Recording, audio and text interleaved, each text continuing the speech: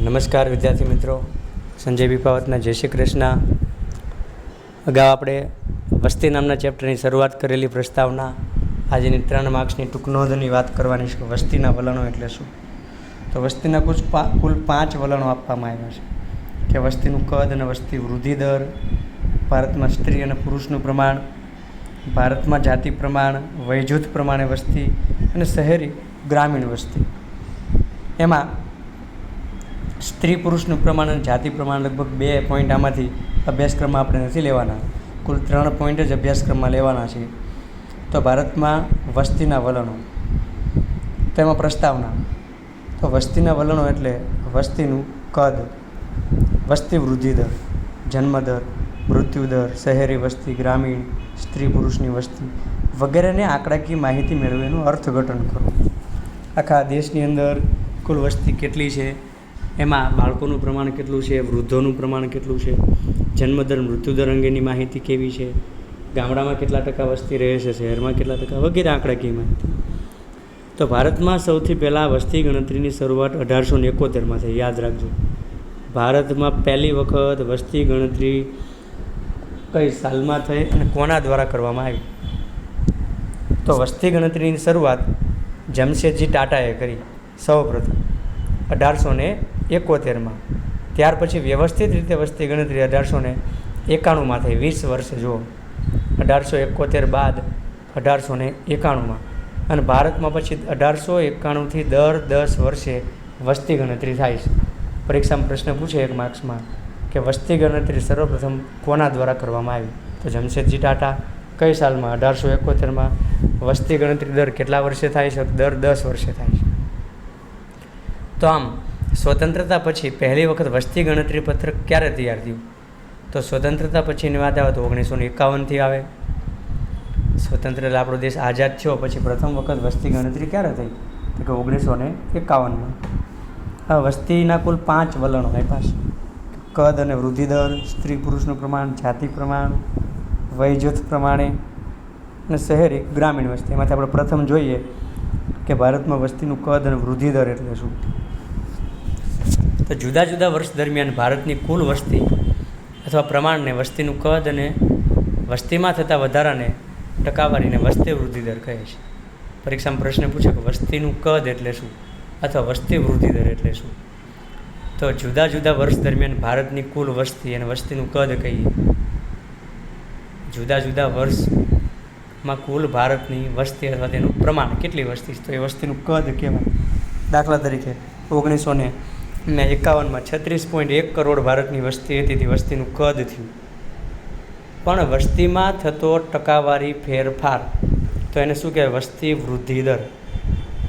કે ભાઈ 36.1 કરોડ વસ્તી છે 1951માં ભારતની, વસ્તીનું કદ, પણ વાર્ષિક વસ્તી વૃદ્ધિ દર કેટલો હતો 1951માં?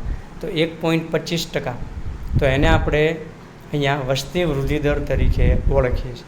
અહીંયા આંકડાકીય માહિતી તમને દેખાય છે. આ કોઈ ખોટી કે કાલ્પનિક નથી, પણ ભારતની સચોટ દર 10 વર્ષની આંકડાકીય માહિતી છે 1901થી 2011ની. તમે યાદ રાખવા જેવી બાબતો કઈ? તો 1901માં તો કે 23.8 કરોડ વસ્તી હતી, ત્યારે વસ્તી વૃદ્ધિ દર એટલે કેટલા ટકા દર વર્ષે વધારો થાય છે? તો કે 0.08% વધારો થાય છે. 1911માં 25.2 કરોડ વસ્તી, વધારો 0.57%. 1921માં 25.1 તો -0.03%. જુઓ, વસ્તી વધારો વધવાની જગ્યાએ ઘટ્યો. 1921 1901થી 2011માં એક જ વર્ષ એવું નબળું હતું કે 1921માં વસ્તી વધવાની જગ્યાએ શું જોવા મળે છે? ઘટાડો, માઇનસ. બાકી બધી જગ્યાએ પ્લસ છે. તો 1931ની વાત કરીએ તો 27.9 કરોડ વસ્તી, 1941માં 31.9 કરોડ, 1951માં 36.1 કરોડ. તો અલગ અલગ આંકડાકીય માહિતી અહીંયા આપી છે. છેલ્લે 2001ની વાત કરવામાં આવે તો 102.7 કરોડ, અને હાલમાં છેલ્લી 2011માં વસ્તી ગણતરી થઈ હતી ભારતની, ત્યારે 121.02 કરોડ. જમણી બાજુ તમને વસ્તી વૃદ્ધિ દર જોવા મળે છે, જે વધતો જાય 0.8%થી થઈને 2.22% સુધી વધે છે. પછી જુઓ 2.16, 1.97 ને 64 વસ્તી વધવાની જગ્યાએ શું થાય છે? વસ્તી ધીમા દરે વધે છે. કેમ? તો કે દેશની અંદર જાગૃતતા, શિક્ષણ વગેરે આવવાના કારણે વસ્તી વધારામાં જે વાર્ષિક વૃદ્ધિ દર છે એમાં અમુક અંશે ઘટાડો થતો જોવા મળે છે. વસ્તી તો વધે જ છે દર વર્ષે, પણ વસ્તી વૃદ્ધિ દરનો જે ટકાવારી દર છે એ 1981 બાદ તમને 1991થી જો આર્થિક સુધારા થતા, પ્રશ્ન આગળ પૂછાય 1991ના આર્થિક સુધારા, તો દેશમાં 2.16, 1.97 ને 1.64 ત્યાં વસ્તી વૃદ્ધિ દર ઘટતો જોવા મળે છે. તો એનું આપણે વિશ્લેષણ છે અહીંયા ટકાવારીનું, મતલબ આંકડાકીય માહિતી આપી છે એનું અહીંયા વિશ્લેષણ કરવામાં આવ્યું છે કે 20મી સદીની શરૂઆતમાં 1901માં ભારતની વસ્તી 23.8 કરોડ હતી, જે વધીને 1951માં 36.1 કરોડ, એટલે કે છેલ્લા 50 વર્ષમાં 1.5 ગણી જેટલી વધી. તો 20મી સદીના મધ્યમાં એટલે કે 1951થી શરૂ થાય ત્યારે 36.1 કરોડ વસ્તી હતી, 2001માં વધીને 102.7 કરોડ. તો બીજા સપ્તાહની વાત કરીએ તો 50 વર્ષમાં વસ્તીનું કદ લગભગ 3 ગણું જેટલું વધી ગયેલું માલુમ પડે છે. એટલે કે 1951થી 2001 સુધીમાં 66.2 કરોડનો વધારો થયેલો જોવા મળે છે. આમ 1901થી 1921 સુધીના સમયગાળામાં વસ્તીમાં ધીમા દરે વધારો થતો જોવા મળે છે. આમ 1911થી 1921ના દશકામાં અહીંયા વસ્તીના કદમાં 0.1 કરોડનો ઘટાડો નોંધાયો છે.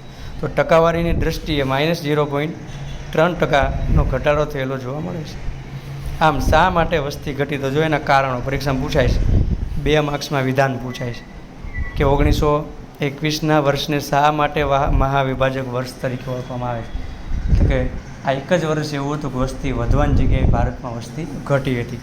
તો એના કારણો આપ્યા છે કે પ્લેગ, કોલેરા, દુષ્કાળ, મેલેરિયા, ઇન્ફ્લુએન્ઝા વગેરે ચેપી રોગોના કારણે ભારતમાં મૃત્યુદર ઊંચો હતો, કે જેથી કરીને વસ્તી વધવાની જગ્યાએ 1921ના વર્ષમાં વસ્તી ઘટી હતી. આમ 1921ના વર્ષને બાદ કરતાં દરેક વર્ષમાં સતત વસ્તી વધતી જોવા મળે છે. માટે 1921ના વર્ષને મહાવિભાજક વર્ષ તરીકે ઓળખવામાં આવે છે. આમ વિશ્વ વિકાસ અહેવાલ મુજબ 1995માં ભારતની વસ્તી 93 કરોડ જેટલી જોવા મળે, ત્યારે હાલમાં 2011ની અંદર ભારતની વસ્તી 102.07 કરોડ જેટલી જોવા મળે છે. તો આ તો ભારતમાં વસ્તીનું કદ અને તેના વલણો. તો પ્રસ્તાવના લખી 3 માર્ક્સની ટૂંક નોંધ પૂછાય ત્યારે તમારે આંકડાકીય માહિતી રજૂ કરવી પડશે, જેમાં યાદ રહે એટલી, અને એનો અર્થ લખી નાખીને એનું વર્ણન કરવાનું છે તમારે. ત્યારે અલગથી વિધાન પૂછે 1921ના મહાવિભાજક વર્ષ તરીકેનું, તો એ 2 માર્ક્સમાં પૂછવામાં આવશે. તો આજે અહીંયા સુધી, બાકીનું નેક્સ્ટ ટાઈમ.